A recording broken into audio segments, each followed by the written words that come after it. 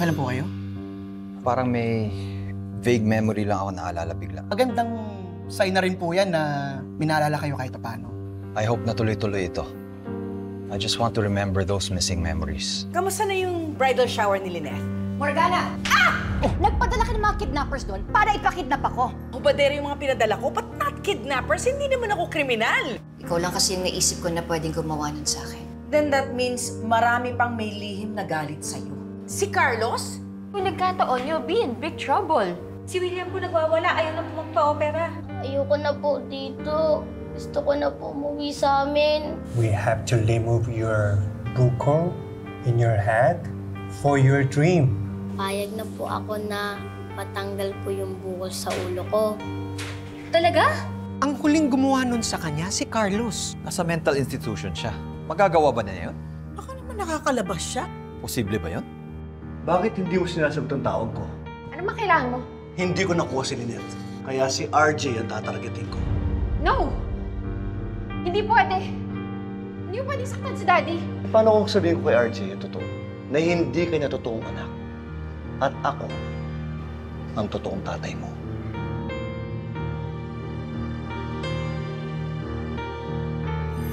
Ano, isusumbong mo ko? Hindi ako naniniwala sa'yo. Dahil kung gusto mong sabihin na ako ang tunay mong anak, matagal mo nang sinabi. Dahil noon, wala akong dahilan para ilaglag ka. Pero ngayon, meron na, Zoe. Ano? Ibibigay mo sa akin si RJ? O rinatawag mo sa kanya ang totoo mong pagkatao? Hindi ako nakipagbiruan sa'yo. Ano kaya ang magiging reaksyon ni RJ? Kapag nalaman niya na yung kinikilalang legitimate child niya ay anak namin ni Moira. Huwag kang magbiro ng ganyan. Amin! Amin! Sino ba ng Amin? Amin yan!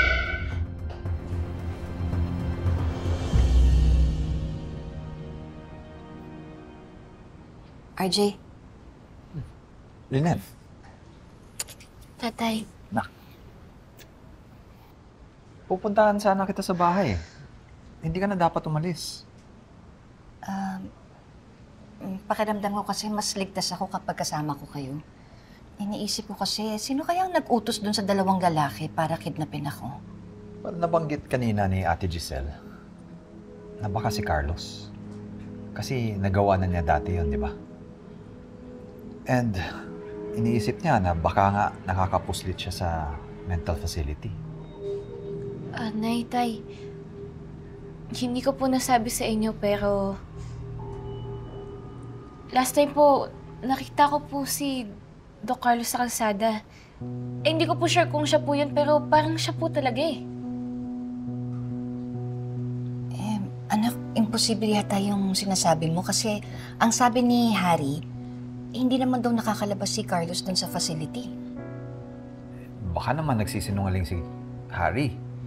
Baka pinagtatakpan niya yung ama niya. Tay, hindi naman po ganun si Harry. Pwede rin namang walang alam si Harry. Pwede naman yung institusyon ang nagtatakip kay Carlos. Kaya siya nakakalabas. Yun ay kung talagang nakakalabas siya.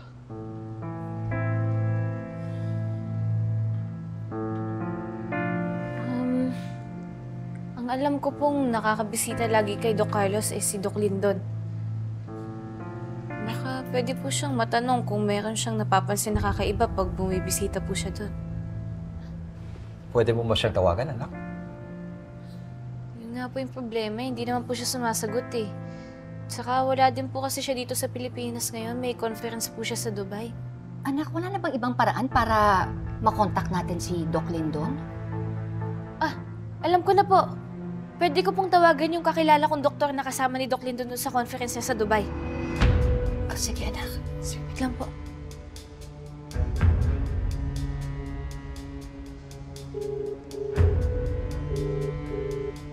Hello po, Doc Kochi. Dr. Santos, good morning. Tatanong ko lang po sana kung nandyan po ba si Doc Javier.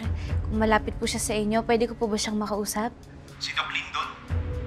Hindi siya nagpunta dito, doktora. Po? Sige po, Doc. Thank you po. Wala daw po dun si Doc Lindon sa conference sa Dubai. Kasi hindi rin daw po siya nagsabi na hindi siya makaka-attend. So, ibig sabihin, nandito pa siya sa Pilipinas? Ako na nga tatawag sa kanya. Tay, hindi naman po kasi talaga sumasagot si Doc Lindon sa mga tawag eh. Kaya po wala po talaga may alam kung nasaan po siya. Hindi kaya nawala yung cellphone niya, kaya hindi siya sumasagot. At kaya hindi siya nakapunta dun sa conference sa Dubai kasi may nangyari, may problema. Anak, alam mo ba kung saan siya nakatira? Puntahan na lang kaya natin, sasamahan kita. At hindi na po, Nay. Okay lang po. Magkapasama na lang po ako sa mga kaibigan ko eh. Alam ko naman po na busy po kayo dun sa pag-prepare po sa kasal ninyo eh. Sigurado ka? Opo, Nay.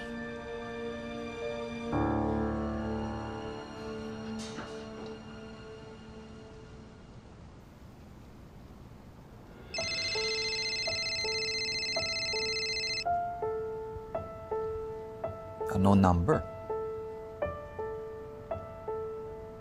Hello? Sino to? Hello, RJ. Ang tanongin mo, kung sino talaga ang totoo mong anak. Hello? Carlos? Ikaw ba yan? RJ, makinig ka. Hindi mo anak si Zoe. Ano sinasabi mo? Hindi ko anak si Zoe? Sino ba talaga to?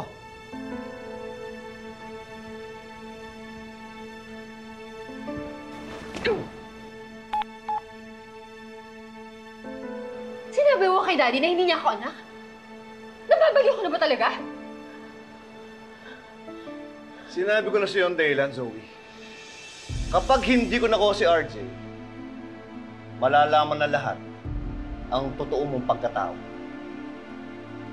Hindi lang akong maaapektuhan pag sinabi mong totoo. Wala akong pakialam, Zoe. Ako, nakakulong sa mental facility. Kriminal. Iniwan ng asawa. I have nothing more to lose. Zoe, ikaw ang mawawalan. Oras na malaman na lahat ng totoo na hindi ka anak ni RJ. At mamaya, makikipagkita ko sa kanya at sasabihin ko ang totoo. Stop! Sandali! Ano ba gusto mong gawin kay Daddy? Or do you want him? Gusto ko siyang patayin.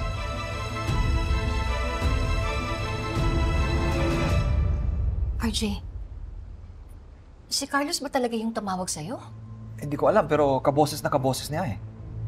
Kung si Doc Carlos nga po yan, ba't niya naman po sasabihin sa inyo na hindi niyo anak si Zoe? Nag-end ka agad yung call, anak. Kaya, baka nahuli siya na gumagamit siya ng phone. Sandali, baka nakakalimutan nyo na hindi stable yung pag-iisip ni Carlos. Alam mo, meron siya mga pinapaniwala ang mga bagay na hindi naman totoo. Katulad na lang yan, sinasabi niya na hindi mo anak si Zoe. Yes, Lynette. Pero kailangan natin makasiguro na mentally unstable nga si Carlos. Baka naman nagpapanggap lang yan. Or kakontsaba nga niya yung mental facility. Kaya siya nakakagamit ng telepono. Or nakakalabas. Kung totoo naman po yung sinasabi ninyo, wala tayong mapapala kahit magtanong tayo sa facility.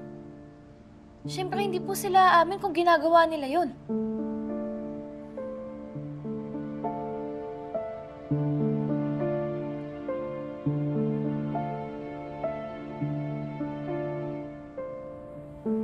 But you're not a killer. Sigurado ka dyan? Bakit? May pinatay ka na? May pinatay ka na? Sino? Sino pinatay mo? Zoe, huwag mo na siyang isipin. Sabihin na lang natin na -1 siya sa nakakaalam sa sikreto natin. Sino ba nakakaalam ng sikreto? Si Doc Javier? Pinatay mo si Doc Javier?